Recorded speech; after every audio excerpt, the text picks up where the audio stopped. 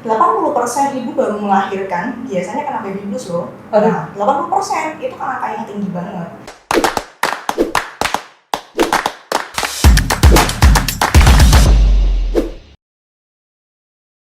Hai Smart Parents, ketemu lagi dengan saya Sylvia di channel Red.Official. Hari ini Smart Parents saya ditemani oleh Dr. Bonita. Beliau adalah seorang konselor menyusui. Selain itu, beliau juga memiliki klinik bersalin di daerah Tangerang. Selain itu juga Smart Parents, beliau adalah penulis buku Hai Ayah dan Hai Ibu. Smart Parents, hari ini kita akan bahas topik yang menarik, yaitu tentang baby blues Dr. Bonita. Nah, kita akan langsung nanya-nanya kepada pakarnya, yaitu Dr. Bonita. Dr. Bonita, kira-kira bisa jelasin sedikit nggak ke Smart Parents, apa sih itu baby blues?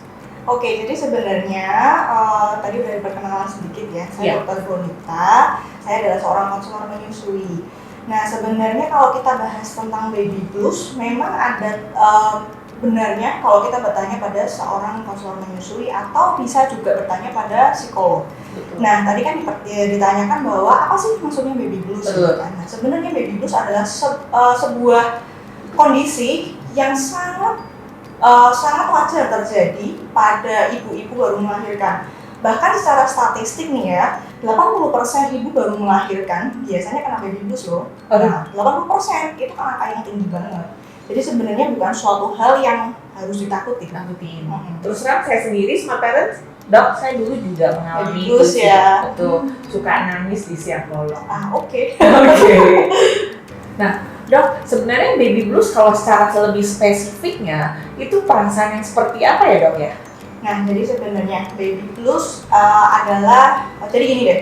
Kalau kita ngobrolin tentang problem ketika postpartum atau problem yang biasanya terjadi ketika ibu-ibu baru melahirkan, biasanya adalah salah satunya baby blues. Nah, baby blues adalah kondisi di mana gejalanya nih ya yang paling sering adalah jadi si ibu itu karena saking sayangnya sama si bayi yang baru lahir ini, biasanya kan ibu menginginkan yang paling baik untuk bayinya. Tapi ketika tidak mengerti bagaimana caranya memberikan yang terbaik itu, gimana sih teknisnya, akhirnya si ibu ini menjadi menyalahkan diri sendiri. Yang keluar adalah gejalanya biasanya jadi lebih pemarah, jadi lebih moody, sensi ya. Nah, biasanya sensi gitu kan, nggak ada salah, nggak ada gimana, tiba-tiba nangis karena merasa kurang ini, merasa kurang itu. Sebenarnya baby blues tuh seperti itu gambaran secara mudahnya. Tapi sebenarnya kalau misalnya kita mau bahas secara scientificnya gitu ya, jadi baby blues itu sebenarnya adalah suatu kondisi yang paling simple dari postpartum problems, kalau boleh saya bilang begitu. Kenapa paling simpel? Karena sebenarnya yang tadi saya bilang, karena 80% secara statistik tuh, jadi sebenarnya tuh baby blues sembuh sendiri kok. Iya, dengan berjalannya waktu ya, Dok ya. Jadi sebenarnya kenapa dikatakan baby blues itu ada rentang waktunya kita bilang. Jadi setelah melahirkan, ibu-ibu itu kan merasa yang tadi gejalanya seperti mood swing, marah, sedih itu selama 2 minggu. Ya, biasanya ketika setelah 2 minggu gejala-gejala itu akan hilang dengan sendirinya. Nanti feel better gitu, Dok? Iya, akan feel better dengan sendirinya. Karena sepanjang 2 minggu itu biasanya ibu mulai mengatur ekspektasi dan realitanya. Benar-benar. Itu untuk baby blues. Makin seru banget nih, Dok, untuk bahas soal baby blues. Nah, sekarang Dok yang mau kita bahas, yang mau saya tanyakan, gimana sih dampak dari baby blues ini kepada maminya maupun papinya dan anak itu sendiri, Dok? Nah, sebenarnya baby blues itu bisa terjadi pada istri atau ibu, bisa terjadi pada ayahnya juga loh. Jadi kedua belah pihak ini bisa saja terjadi baby blues. Nah, sebenarnya kalau dibilang dampaknya bagaimana, ya tentu saja. Jadi hubungan orang tua ini jadi kurang enak ya. Kan inget deh waktu dulu zaman baby blues, datang suami udah capek mau bantuin salah, nggak bantuin makin salah kan gitu. Istrinya juga datang, dia sudah beradaptasi dengan bayi yang makhluk kecil ini, gimana caranya ngurusnya kan gitu. Terus tiba-tiba nangis lah, belum inilah itulah gitu kan, akhirnya jadi biasanya leadnya tuh berantem. Terus merasa bahwa biasanya suami akan merasa bahwa istri saya kenapa ya habis melahirkan kok begini gitu, padahal dulu manis-manis kok sekarang marah-marah. Seperti itu. Nah makanya sebenarnya kalau saya boleh bilang baby blues itu adalah suatu hal yang wajar, tapi jika tidak disadari bisa aja berdampak negatif. Gitu. Negatifnya ya mungkin itu tadi jadi sering berantem, dan kemudian nanti leadnya jadi postpartum problems yang lain. Terus bisa juga bagaimana caranya ibu untuk handle bayi yang baru lahir itu kan juga terpengaruh. Betul. Dok, tadi kan kita sudah bahas dampak dari baby blues. Nah, sekarang solusi untuk mengatasi rasa baby blues itu seperti apa ya, Dok ya? Oke, jadi sebenarnya kalau kita mau gimana sih caranya supaya kita terlepas dari baby blues? Karena kan nggak nyaman. Betul. Pertama, harus disadari dulu bahwa something is wrong. Iya, oke. Kadang-kadang gini, baby blues di Indonesia masih menjadi suatu hal yang tabu. Betul. Ya, jadi kadang-kadang ibu akan biasanya denial. Enggak kok, saya nggak apa-apa. Benar, menyangkal ya? Betul, menyangkal. Padahal sebenarnya dia merasa sesuatu yang berbeda. Ya, nah itu harus disadari dulu. Jadi ibu-ibu baru melahirkan, sadari dulu jika ibu-ibu ini merasa kok aku jadi lebih sedih ya, kok aku jadi nggak ada apa-apa, kok nangis sendiri, kok aku lebih cenderung menyalahkan diriku sendiri, apa yang terjadi ya. Ketika sudah ada perasaan seperti itu, sadarilah bahwa ada yang dinamakan dengan baby blues kok, dan baby blues itu sangat amat wajar banget terjadi. Jadi bukan sesuatu yang harus dibilang tabu ya. Satu, sadari dulu. Yang kedua, komunikasikan dengan pasangan. Ya, apakah itu mau pasangan misalnya sama suami atau dengan keluarga serumah. Itu juga suatu hal yang penting karena keluarga serumah bukan berarti hanya mertua, hanya ibu, hanya ayah, tapi bisa saja mungkin pengasuh yang lain. Itu juga harus diomongin. Maksudnya gimana sih kok harus diomongin supaya mereka juga menjadi support system yang baik. Karena dengan kita kalau ngomongin baby blues itu kan sebenarnya lebih banyak ke psikis ya. Betul. Nah, kalau ngomongin psikis pasti banyak pengaruh dari gimana caranya memotivasi diri, bagaimana cara untuk menyemangati diri. Nah, itu kita butuh banget yang namanya support system. Makanya yang kedua harus komunikasikan dengan keluarga serumah. Yang ketiga, istirahat yang cukup, makan yang enak, bikin hati menjadi sadari bahwa yang terjadi adalah hal yang biasa, adalah hal yang wajar, nanti akan membaik dengan sendirinya setelah 2 minggu. Dan coba sadari lagi bahwa inilah yang memang diinginkan. Bayi yang lahir adalah anugerah dari Tuhan, sesuatu yang didambakan.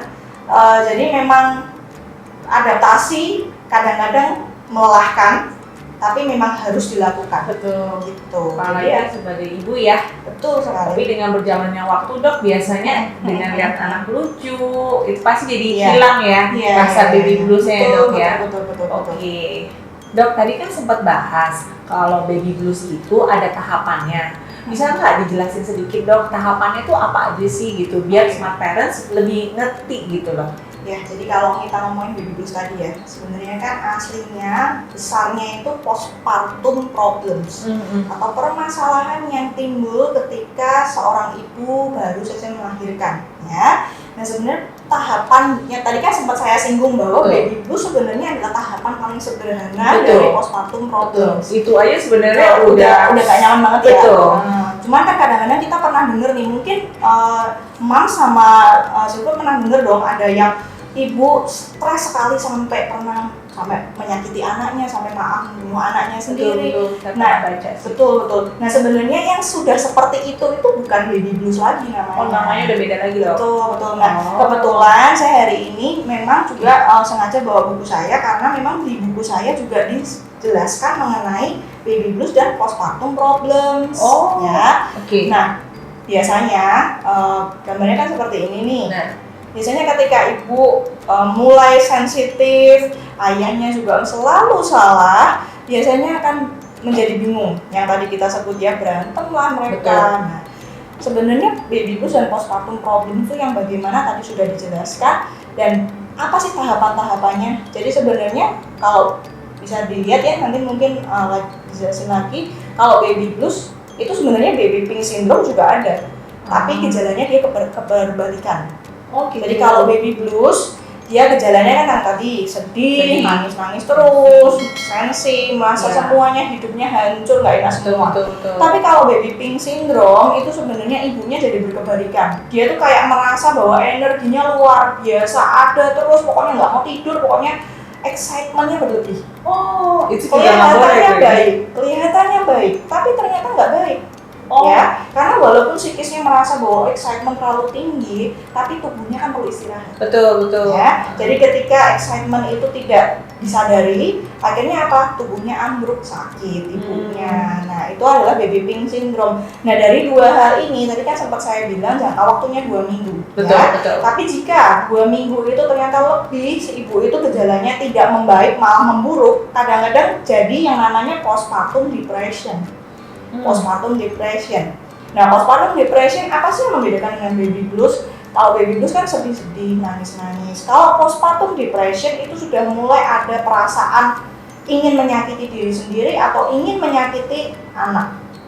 Ibunya mulai merasa bahwa gara-gara ada kamu nih, aku jadi begini. Betul. Atau aku nggak bisa merawat kamu, mending aku menyakiti diriku sendiri. Itu juga bisa terjadi. Nah, ketika hal itu tetap menjadi hal yang tabu, dia tidak ngomong, dia tidak menyadari hal itu, akhirnya makin parah dan jadilah postpartum psikosis. Postpartum psikosis yang paling membedakan adalah dia mulai ada halusinasi. Apa tuh halusinasi? Jadi mulai dia mendengar sesuatu yang tidak ada, mulai dia melihat sesuatu yang tidak ada, mulai dia mendengar-dengar, udah kamu bunuh aja anakmu, udah kamu sakiti aja dirimu sendiri. Iya. Itu mulai ada halusinasi. Dan ketika sudah ada halusinasi, mulai postpartum depression, mulai postpartum psikosis, memang segeralah ke psikiater. Ya. Jadi kalau saat itu sudah terjadi, memang harus ada obat-obatan yang perlu dikasih. Gitu. Wah, seru sekali Dokter Bonita pembahasan kita hari ini tentang baby blues. Sebelumnya saya mengucapkan terima kasih banyak Dokter Bonita sudah menyempatkan waktu untuk ke channel Red Dot Official. Dan bagi smart parents yang mungkin pengen konsultasi dengan Dokter Bonita, silakan follow Instagram Dokter Bonita di bawah ini. Apabila smart parents menyukai video ini, please like dan subscribe channel Red Dot Official. Dan apabila smart parents mempunyai saran maupun komentar untuk saya, please tulis di bawah kolom komentar ini. Sampai jumpa di episode selanjutnya. Bye bye.